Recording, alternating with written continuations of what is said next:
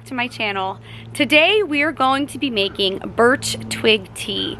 This was something that I only recently discovered was even a thing, and I started reading about it and researching a little bit more, and I was just astounded by the amount of health benefits and medicinal properties that birch trees provide. Some of those things are they are super loaded in vitamin C and antioxidants. They are an anti-inflammatory, which if you have any kind of an autoimmune disorder, which I do, I have Hashimoto's, so I'm always looking for things that are anti-inflammatory. It is super good for boosting your immune system, and I can go on, but I was really intrigued because birch trees are one of the few things that you can actually forage and harvest in the winter. We're gonna just cut some twigs. They shouldn't be super thick. Try to cut the thinner ones, and you of course obviously always want to harvest and forage responsibly. And so this tree is in my yard, and so I'm gonna go ahead and I'm just gonna harvest some twigs, and then we will make the tea. The first thing you should always do before harvesting anything from nature is to make sure that you are properly identifying it. So if it's not a plant that I'm super familiar with and confident that I know what it is, because there are a lot of different plants and trees that are very, very similar. The leaves are similar, and so it's always good just to kind of double check. If you're not sure and you don't have a book, a handy dandy app that my dad introduced me to over the summer is Picture This, and you literally snap a photo of whatever it is you're trying to identify, and it will pull up its common name, its scientific name, and give you a bit of information about it. Once I was completely sure that this was a river birch / black birch tree, I got straight to harvesting some twigs.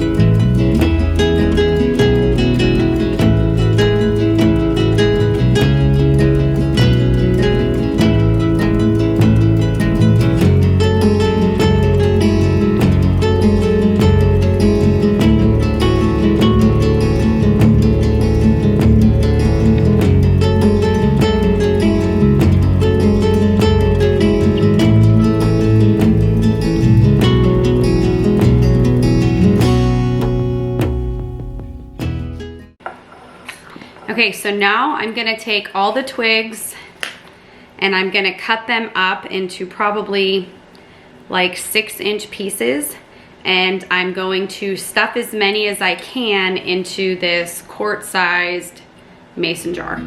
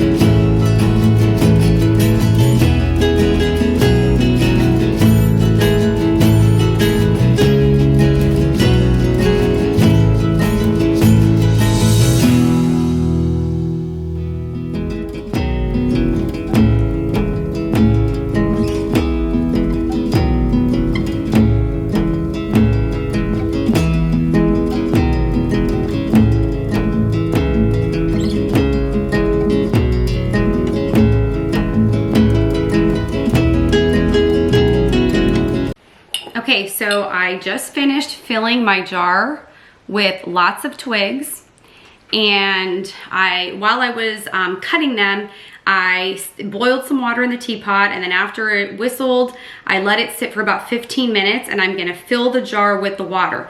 The reason you don't want to pour boiling water on the twigs is because apparently the wintergreen aroma and flavor evaporates very quickly. And so if the water is boiling, you're going to evaporate a lot of that aromatic goodness. And so I'm gonna go ahead and fill this with water.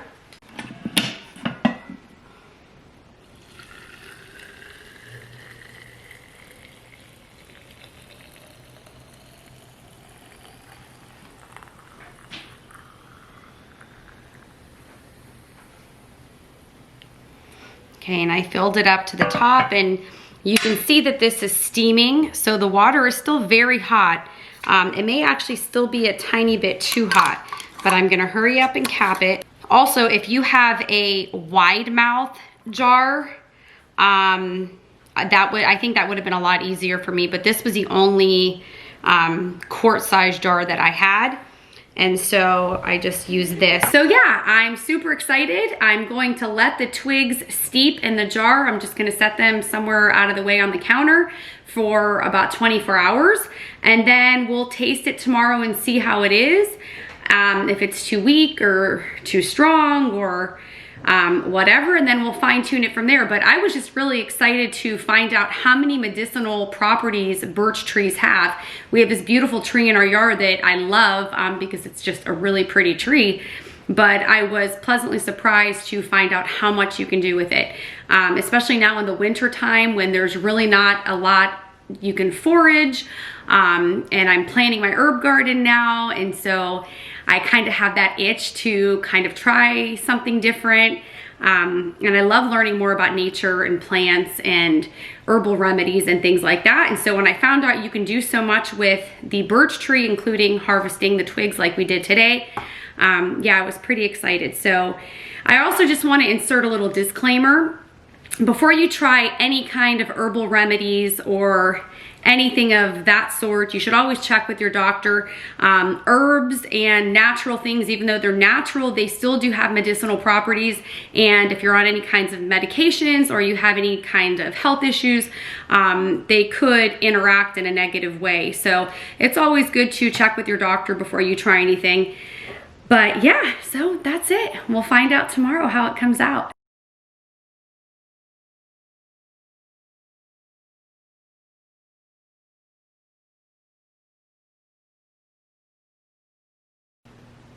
Okay, so it has been 24 hours that our twigs have been soaking in the water. I did give it a hot water bath. I brought the water in a saucepan to a boil and just set the jar in it just like it is for about 5 or so minutes just to heat the tea up. You can drink this iced or hot, but it's a really cold, rainy, dreary day here today, and we finished school early and I have a little bit of time before I have to pick my oldest up from work, and so it's just the perfect time for a nice hot cup of tea. So when I poured the hot water in yesterday, it automatically created like a vacuum seal on the lid after I tightened it. So you'll probably hear a pop. And now I'm going to pour it. I don't have any honey in my mug yet. I kind of just wanted to taste it on its own before I added some honey.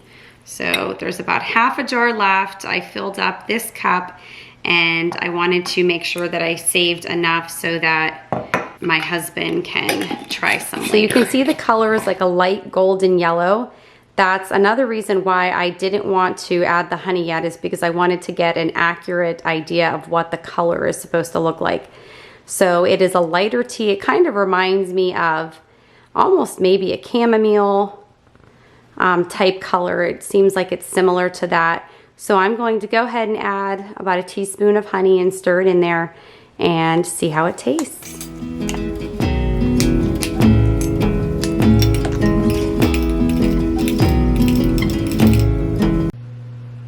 Okay, so I am all cuddled up by the fireplace. I've got my tea, I've got a book to read for a few minutes, and so I forgot to record myself tasting it without the honey added.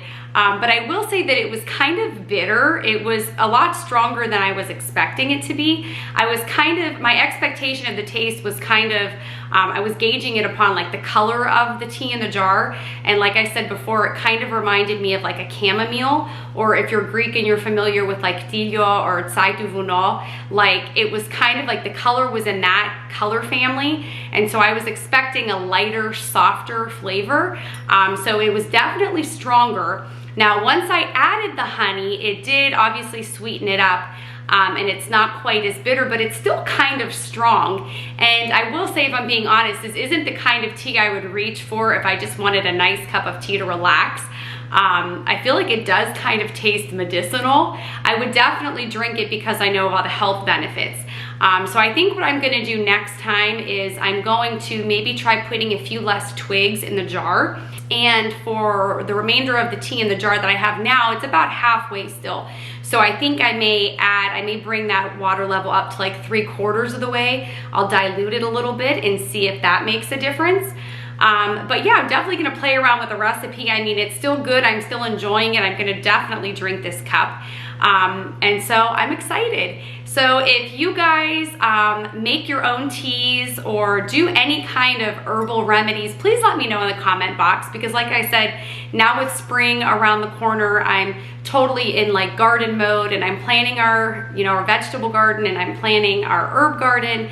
And each year I just try to learn a little bit more. I'm totally a beginner at this. I'm totally just learning how to use the things around me. I'm just really interested in all that. And so I'd love to hear from some of you who are more experienced, what types of things you like to forage, what kind of remedies or tea blends you make. And so yeah, please share with us.